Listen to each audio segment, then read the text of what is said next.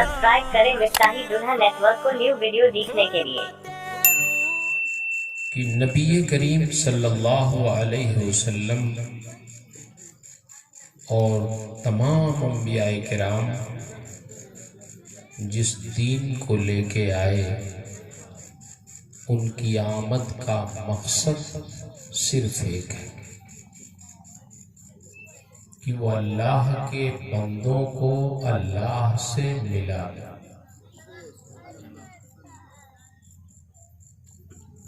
اس راہ میں ان کو تکلیفیں بھی بہت اٹھانی پڑی۔ ہم لوگوں کو کوئی تکلیف نہیں ہوئی اسلام قبول کرنے میں، لوگ تو پیدائشی مسلمان۔ ان سے پوچھئے جن کو اسلام لانے کے نتیجے میں گھر بار چھوڑنا پڑا، مار کھانا پڑا۔ حضرت عمر کے سامنے حضرت خباب رضی اللہ تعالیٰ عنہ جو بڑے جلیل القدر صحابی ہیں، انہوں نے اپنا کرتا اتار دیا۔ تو جب کرتا اتارا تو حضرت عمر کی نگاہ ان کی پیٹھ پہ پڑ گئی۔ تو حضرت عمر کی زبان سے بے ساختہ نکل گیا کہ خباب، یہ تمہاری پیٹھ میں سفید داغ کب سے ہو گیا؟ بس اتنا سننا تھا کہ حضرت خباب کو جلال آ گیا۔ یہ حضرت عمر سے بھی پہلے اسلام قبول کر چکے۔ ارشاد فرماتے ہیں، اے عمر بن خطاب، تمہیں میری اس پیٹھ کے سفید داغ کا حال کیا معلوم ہوگا؟ یہ کون سا داغ ہے؟ وہ داغ نہیں ہے جو تم سمجھ رہے ہو بیماری والا، یہ داغ اللہ و رسول اور ایمان کی محبت میں جلنے کا سفید داغ۔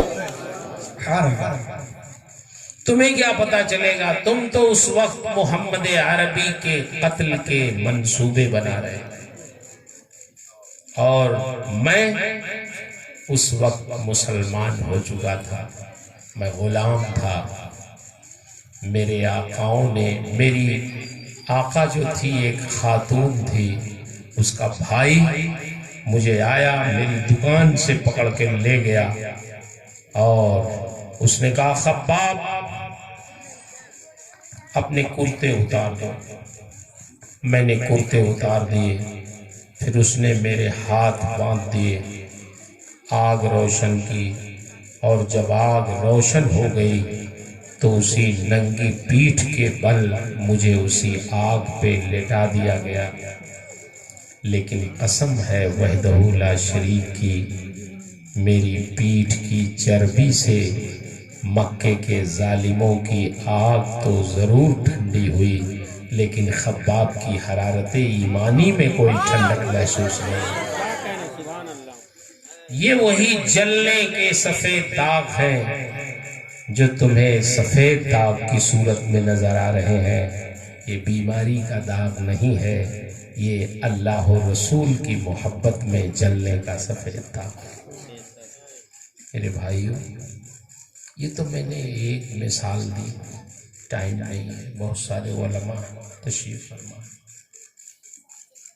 میرے بھائی، کیسی کیسی تکلیفیں لوگوں نے برداشت کی ہیں، پھر یہ دین ہمارے اور آپ تک پہنچا۔ تو کیا اب یہ ذمہ داری نہیں ہے کہ یہ دین ہم تک جیسے پہنچا ہے ہم اپنے آل و اولاد تک بھی اس کو پہنچائیں؟ بولیے، ہے ذمہ داری کچھ؟ بولو، کچھ بولتے رہیے، ذمہ داری ہے۔ اے بیٹا، اے دیکھو، شور مت کرو، باتیں اب کل کرنا، آج ہمیں کرنے دو بات، سمجھا؟ بہت دور سے آئیں، ٹائم ضائع نہ کرو، بیٹھے رہو، سنو، غور سے سننے دو۔ بھلے تھوڑے لوگ ہیں لیکن غور سے تو سنو، کیوں حضرت؟ اتنی دور دور سے علماء کرام تشریف لائیں، بیٹھے، اور آپ لوگ اگر نہیں سنیں گے تو جلسہ تو آپ کا، پھر تو محنت سب کی ضائع ہو جائے گی۔ یہ سبق ہے جو پڑھایا جا رہا ہے، اس کو پڑھ لیجئے، اس کو یاد رکھیے۔ میں عرض کر رہا تھا کہ یہ دین جو ہمیں ملا ہے، یہ ہماری ذمہ داری ہے کہ ہم اس کو آگے تک منتقل کریں۔ میں اپنی ماؤں سے، اپنی بہنوں سے، اپنی بیٹیوں سے بہت ادب کے ساتھ گزارش کر رہا ہوں کہ سماج میں آپ کا مقام بہت بلند ہے۔ آپ اگر چاہ جائیں تو آپ کے آغوش تربیت میں ولی پیدا ہو،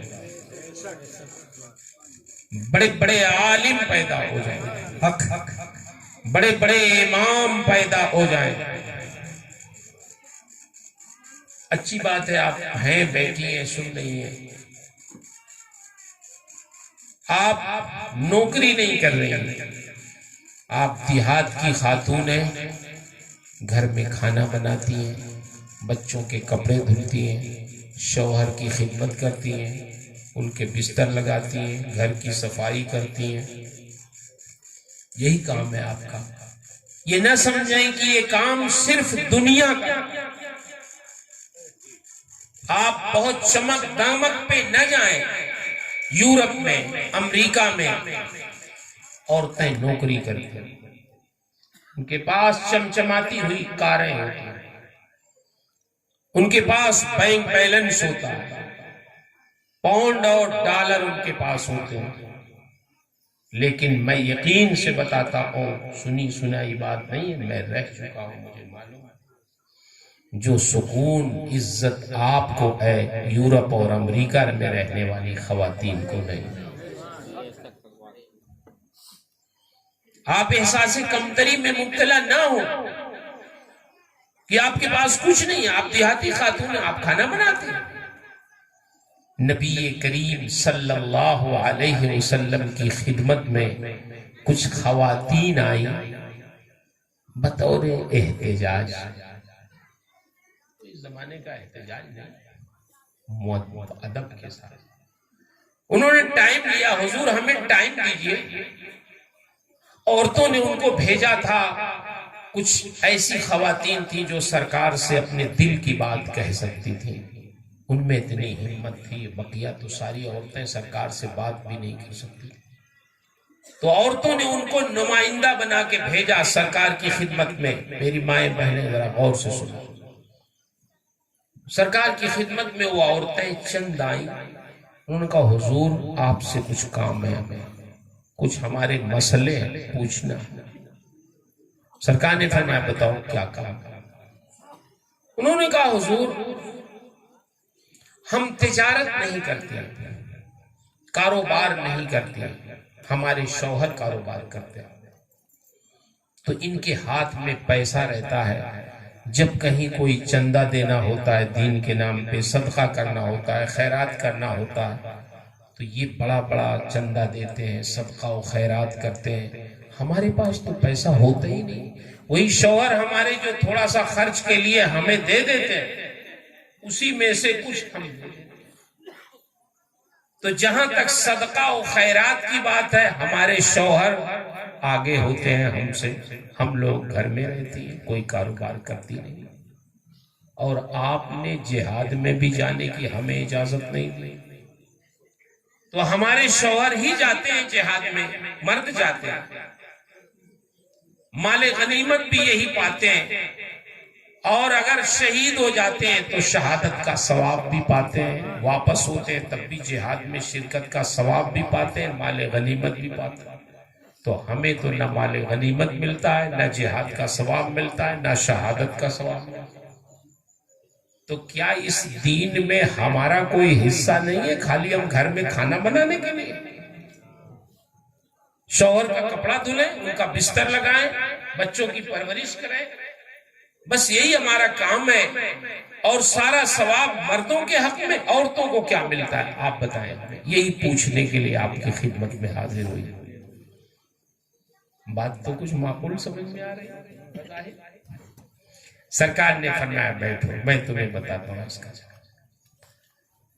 اب وہ جواب میں اپنی ماؤں، بہنوں، بیٹیوں کو سنانا چاہتا ہوں جو دیہاتوں میں رہتی ہیں، جن کو لوگ سمجھتے ہیں یہ ترقی یافتہ نہیں ہے، لیکن ہمارا دین کہتا ہے یہی ترقی یافتہ ہے۔ اللہ کے رسول صلی اللہ علیہ وسلم نے ارشاد فرمایا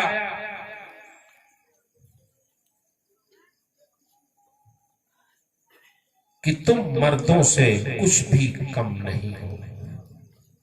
گھر کی چہار دیواری میں رہ کے جب تم اپنے بچوں کا کھانا تیار کرتی ہو، ان کے منہ میں لقمہ ڈالتی ہو، تو اللہ ہر لقمے پر تمہیں صدقے کا ثواب عطا فرماتا ہے۔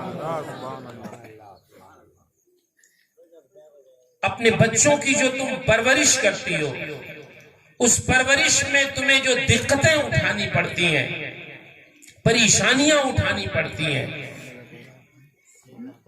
9 مہینے تک اپنے شکم میں جو بچوں کو پالتی ہو، اس میں جو تکلیفیں تم اٹھاتی ہو، تو اللہ تمہیں اس کی وجہ سے وہ ثواب جہاد کا عطا فرماتا ہے جو تمہارے شوہروں کو میدان جنگ میں جا کے ملے۔ جو ثواب تمہارے شوہروں کو میدان جنگ میں جا کے ملتا ہے، وہ ثواب تمہیں گھر کی چہار دیواری میں اپنے بال بچوں کی پرورش میں جو تمہیں دقتیں ہوتی ہیں، ان دقتوں پر اللہ تمہیں عطا فرماتا ہے۔ اور شہادت کی بات کرتی ہو، اگر تم میں سے کوئی خاتون بچے کی پیدائش کے موقع پر انتقال کر جائے یا دودھ پلانے کے زمانے میں انتقال کر جائے، تو جو ثواب تمہارے شوہروں کو میدان جنگ میں سر کٹانے میں ملتا ہے، وہی شہادت کا ثواب تمہیں اللہ تمہارے گھر میں آتا ہے۔ آپ مجھے بتائیں، کیا یہ معمولی بات ہے پرورش کرنا؟ میرے بھائیوں، کبھی کبھی ہم لوگ یہ کہہ دیتے ہیں کہ کیا کام ہے تم لوگوں کا، کھانا ہی تو بنانا رہتا ہے، لیکن نہیں، اگر یہ گھر کی ذمہ داری قبول نہ کریں تو آپ باہر کوئی کام نہیں کر سکتے۔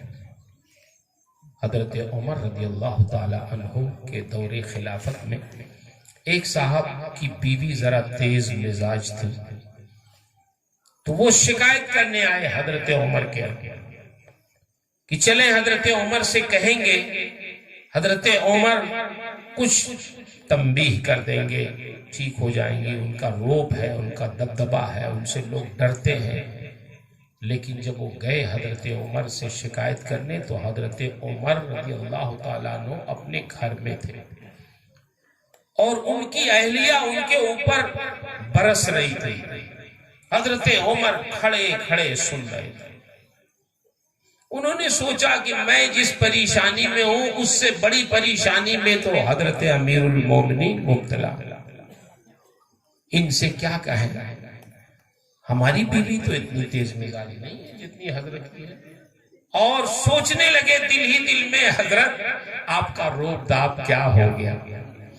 مدینے میں آپ بیٹھتے ہیں تو روم ایران کی سلطنتیں آپ سے لرزا و ترسا رہتی ہیں، آپ کی اہلیہ آپ پر اتنا ناراض، آپ کوئی جواب بھی نہیں دے رہے، کھڑے کھڑے سن رہے، آپ کی کوئی آواز بھی نہیں آ رہی ہے۔ سوچے ان سے کوئی کام نہیں ہونا، واپس ہونے لگے۔ اتنے میں حضرت عمر اپنے گھر سے نکلے تو دیکھا جاتے ہوئے، ارشاد فرمایا، میرے بھائی تم کہاں آئے تھے، کہاں جا رہے ہو، کچھ بتایا نہیں، ادھر آؤ چلو۔ واپس ہوئے، پھر میں کہاں آئے تھے، ضرورت؟ کہا حضور ضرورت کیا کہیں آپ سے، ضرورت تو سوچ کے آئے تھے، لیکن اب آپ سے کیا کہیں، ہم تو اپنی بیوی کی شکایت کرنے آئے تھے، اور آپ کو دیکھا کہ آپ ہم سے بھی زیادہ مصیبت میں، مشکل میں ہیں، آپ کی بیوی تو ہم سے بھی زیادہ تیز لگتی، اتنا کہہ رہی ہیں، آواز بلند ہو رہی ہے، سب کچھ، اب آپ کا روب داب کیا ہو گیا، کچھ آپ جواب بھی نہیں دے رہے۔ تو ہم نے سوچا آپ تو خود ہی معذور ہیں، آپ سے کہنا بیکار ہے، چلیں صبر کر لیں۔ حضرت عمر نے فرمایا بیٹھو۔ میرے بھائی، جو حضرت عمر نے سمجھایا ان کو، وہ میں آپ کو سمجھانا چاہتا ہوں۔ انہوں نے ارشاد فرمایا تم نے میری بیوی کا تھوڑا ناراض ہونا سن لیا، مگر اس کی خوبیاں تم نے نہیں دیکھی۔ تمہیں معلوم ہونا چاہیے کہ میں مدینے میں بیٹھ کر مدینے سے لے کے ایران، مدینے سے لے کے شام تک کے فیصلے کرتا ہوں۔ تقریباً 22,000 مربع میل کے مسافت میں حضرت عمر اکیلے فرما روا امیر المومنین اور خلیفۃ المسلمین، دن میں فیصلے کرنا، رات میں گشت کرنا، امت مسلمہ کی خبر گیری کرنا، یہ حضرت عمر کا کام تھا۔ ٹائم نہیں ملتا تھا، فرماتے ہیں دن بھر مجھے تو ٹائم ہی نہیں ملتا، حکومت کے مسائل سے، امت مسلمہ کی خبر گیری سے۔ یہی میری بیوی ہے جو میرے سارے کام گھر کے انجام دیتی ہے، میرے بچوں کی پرورش کرتی ہے، ان کی تعلیم و تربیت کی نگہداشت کرتی ہے، میرے لیے کھانا بناتی ہے، میرے لیے بستر لگاتی ہے، میرے کپڑے دھلتی ہے۔ مجھ کو حکومت کے کاموں کے لیے اس نے فارغ کر دیا ہے، مجھے گھر کی ذمہ داری سے کوئی مطلب نہیں ہے، یہ سارا کام اپنے ذمے اس نے لے لیا ہے، یہ سب کچھ کرتی ہے۔ کبھی اگر میں یعنی عمر بن خطاب اگر کبھی بیمار ہو جاتے ہیں تو بیمار میں ہوتا ہوں، پوری رات نیند اس کو نہیں آتی، یہ میری چارپائی پہ بیٹھ کر میری تیمارداری کرتی ہے۔ تو اگر میری بیوی میں اتنی خوبیاں ہیں تو عمر اس کی خوبیوں کے صدقے میں اس کی خامی کو معاف کر دیتے ہیں۔ تم بھی جاؤ اپنے گھر، اپنی بیوی کی خوبیوں کو شمار کرو، اور اگر کوئی خامی نظر آئے تو اس کی خامیوں کو اس کی خوبیوں کے صدقے میں معاف کر دو۔ یہی زندگی گزارنے کا طریقہ۔ اگر تم یہ چاہو کہ کوئی ایسا انسان مل جائے مجھے جس سے کوئی غلطی نہ ہو، کوئی لغزش نہ ہو، تو اس دنیا میں کوئی نہیں ملے گا۔ کوئی ملے گا؟ کون ہے جس سے انبیاء معصوم ہیں، فرشتے معصوم، اب تو کوئی نبی نہیں، سب غلام نبی ہیں۔ ہم سب سے دن صبح سے لے کے شام تک تو چوک ہوتی رہتی ہے، کون کہہ سکتا ہے ہم سے چوک نہیں ہوتی؟ تو اس لیے قرآن کہتا ہے ان الحسنات یذہبن السیئات، اللہ بھی نیکیوں کے صدقے میں ہماری خامیوں کو معاف کرتا ہے، تو ہمیں بھی اسی کی خوبیوں کے صدقے میں اس کی خامیوں کو درگزر کر دینا چاہیے۔ یہ جینے کا طریقہ۔ میں بہت ادب سے عرض کر رہا ہوں، آج معاشرے کا جو حال ہے وہ آپ کے سامنے، آپ اخباروں میں پڑھتے ہیں، واٹس ایپ پہ دیکھتے ہوں گے، کتنی ہماری بچیاں مرتد ہو، شادی جہاں سمجھ میں آتا ہے ان کا مزاج کرتی ہے۔ آج بہت ضرورت ہے ہماری ماؤں کو، ہماری بہنوں کو، ہماری بیٹیوں کو کہ آپ دین سمجھیں بھی اور اپنی اولاد کو دین سمجھائیں، ان کی پرورش میں کوئی کوتاہی نہ کریں، ان کی تعلیم و تربیت سے آپ رخ نہ موڑیں۔ آپ کے اندر اللہ نے بڑی تاثیر دی ہے، آپ کی گود میں، آپ کی زبان میں، آپ کے دودھ میں، آپ کے سینے میں اللہ نے ایسا دل رکھا ہے کہ اگر آپ دل سے، زبان سے کوئی بات ادا کر دیں تو اللہ آپ کی زبان کو پورا فرمائے۔ بڑے بڑے امام، بڑے بڑے محدث آپ نے پیدا کیا۔ امام بخاری، یہ علماء کرام تشریف فرما، امام بخاری جن کی کتاب قرآن مقدس کے بعد اس روئے زمین پر سب سے زیادہ اہم کتاب صحیح البخاری۔ امام بخاری نے اس میں 4000 حدیثیں لکھی ہیں نبی کریم صلی اللہ علیہ وسلم کی۔ یہ امام بخاری، اس روئے زمین پر اتنا بڑا کوئی محدث نہیں پیدا ہوا آج تک۔ اتنے بڑے امام کس نے بنایا؟ وہ ذرا سنیں آپ۔ تیار ہے؟ جی گھبرا نہیں رہے؟ ہماری مائیں بہنیں تیار ہیں؟ ذہن تیار رکھیں تھوڑا، بس بولنے کی ضرورت نہیں، سنیں غور سے۔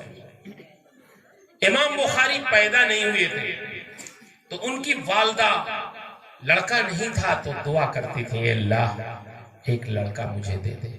ہم لوگوں کے ہاں لڑکا نہ ہو تو اس لیے مانگتے ہیں کہ ہماری زمین جائیداد کا وارث ہو جائے. کون وارث ہوگا؟ کوئی لڑکا ہو جائے. لیکن امام بخاری کی والدہ ایک لڑکے کی پیدائش کی دعا کر رہی ہیں تو کہہ کیا رہی ہیں؟ اے اللہ ایک لڑکا دے دے، اس لیے دے دے کہ وہ تیرے دین کی خدمت کرے. بہت دعائیں کی، اللہ نے انہیں ایک لڑکا عطا فرمایا. اور جب امام بخاری پیدا ہوئے ان کا نام رکھا محمد. ان کے باپ کا نام تھا اسماعیل تو ان کو محمد بن اسماعیل کے نام سے یاد کیا گیا. ان کی والدہ نے ان کی پرورش میں کوئی کسر نہیں رکھی، لیکن جب 6 سال کے ہوئے تو ان کی آنکھوں کی بینائی غائب ہو گئی، روشنی ختم ہو گئی.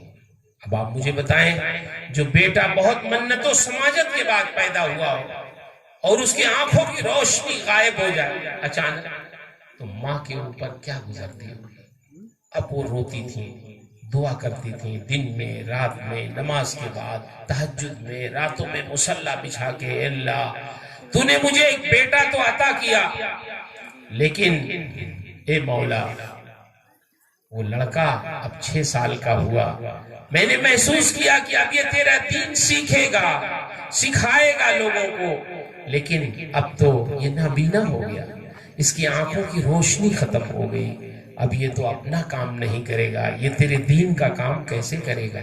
اے اللہ جیسے تو نے میری دعا قبول کی کہ مجھے لڑکا عطا کیا تو میری یہ بھی دعا قبول فرما لے کہ میرے بیٹے کی بینائی واپس فرما دے، اس کی آنکھوں کی روشنی لوٹا دے، میرا بیٹا بھی دیکھنے لگے، وہ تیرے دین کا خادم بنے. رات میں دن میں دعائیں کرتی. ایک رات وہ دعا کر کے سوئیں اپنے بستر پر، بغل میں امام بخاری سوئے تھے.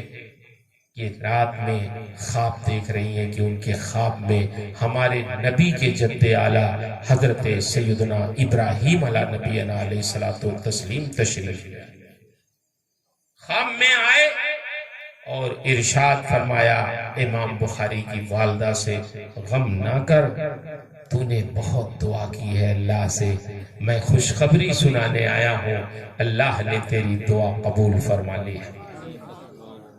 جب تو صبح کو اٹھے گی تو تیرے بیٹے کی آنکھوں میں روشنی واپس آ چکی ہوگی. امام بخاری کی والدہ جب اٹھی ہے صبح کو تو پورا خواب ان کو یاد تھا. بغل میں امام بخاری سوئے تھے، ان کو جھجوڑا اور کہا بیٹا محمد اٹھو، میں نے تمہارے بارے میں بہت مبارک خواب دیکھا، میں نے اپنے نبی کے جد اعلیٰ حضرت ابراہیم کو خواب میں دیکھا، اٹھو ذرا اپنی آنکھیں کھولو، میں نے خواب دیکھا ہے کہ اللہ نے تمہارے آنکھوں کی روشنی واپس فرما دی ہے، تو ذرا آنکھیں کھولو، مجھے دیکھو، کیا میں تمہیں نظر آ رہی ہوں؟ امام بخاری اٹھے، اپنی آنکھیں ملی، 6 سال کے تھے، بچے تھے، اور جب نگاہ اپنی ماں پہ ڈالی تو ان کی زبان سے بے ساختہ نکلا، ہاں ماں میں آپ کو دیکھ رہا ہوں، آپ نے ہرے رنگ کی چادر اوڑھی ہے، وہ چادر بھی مجھے نظر آ رہا ہے.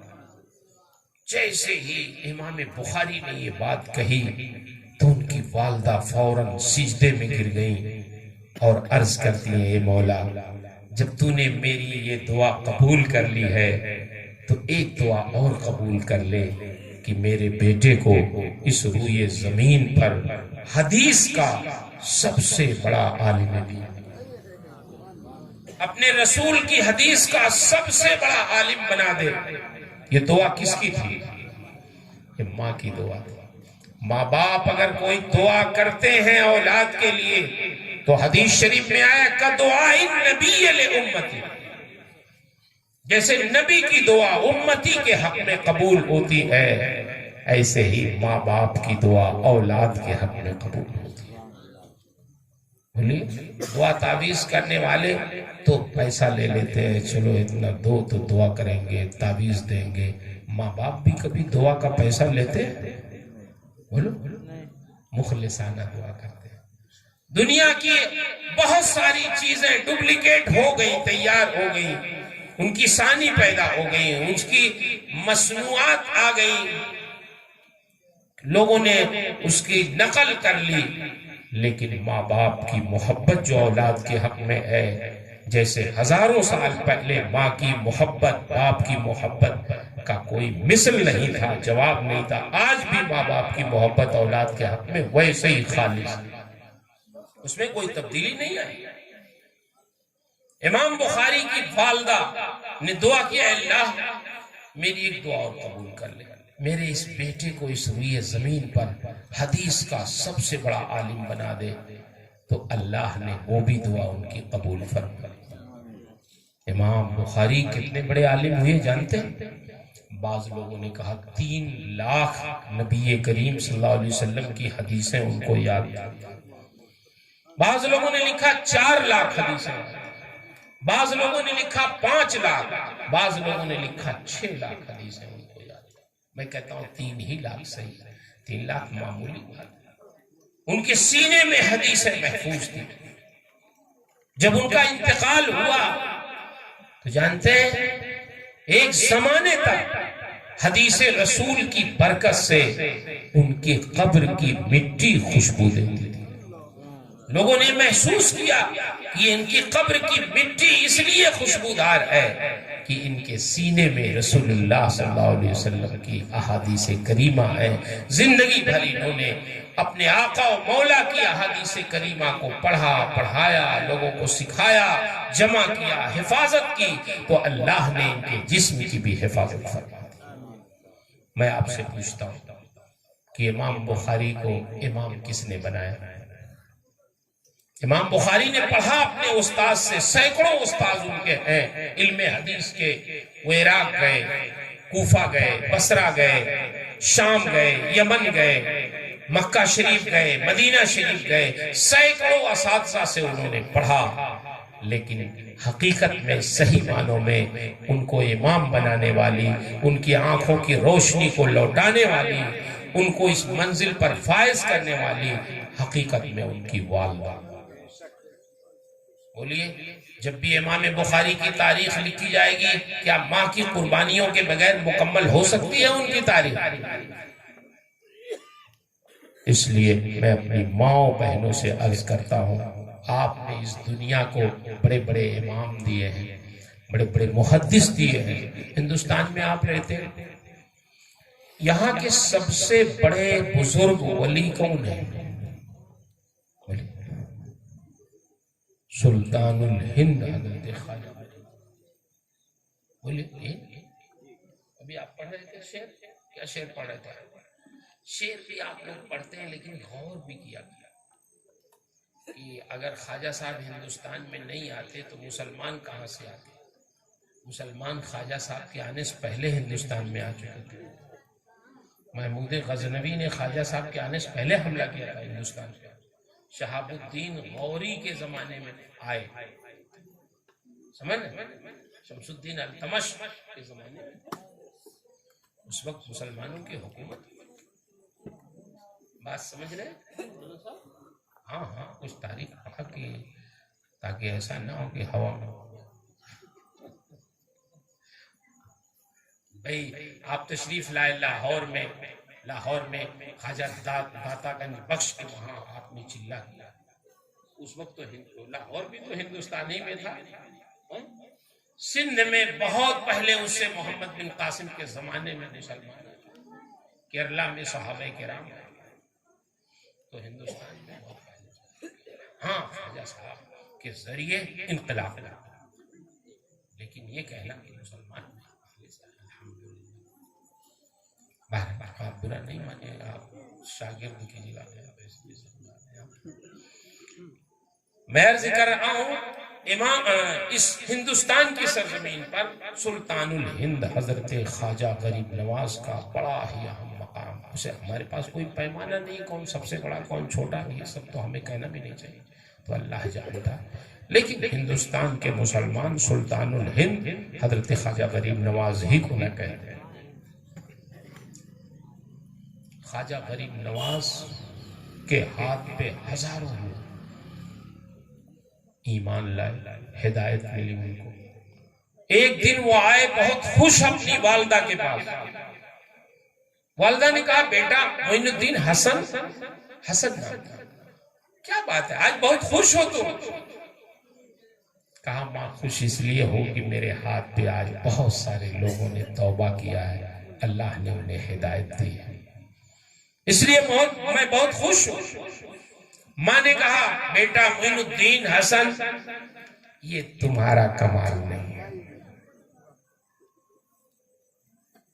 کہا میرا کمال نہیں؟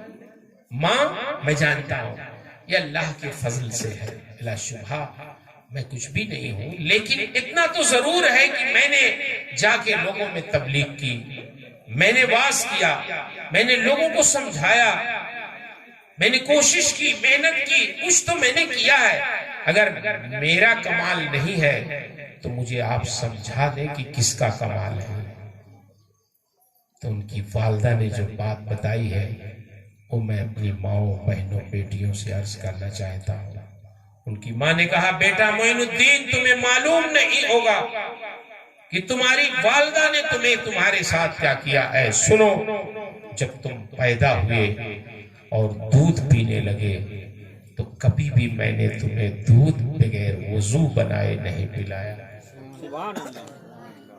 جب بھی تمہیں دودھ پلانا چاہیے تو پہلے وضو کیا میں نے، پھر تمہیں اپنے سینے سے لگایا، اور جب تم دودھ پینے لگے تو میں نے اپنے دونوں ہاتھ اپنے رب کی بارگاہ میں اٹھا دیا اور دعا کیا اے مولا میرے بیٹے معین الدین حسن کے سینے میں دودھ کے ہر قطرے کے ساتھ ولایت کا نور بھی ڈال۔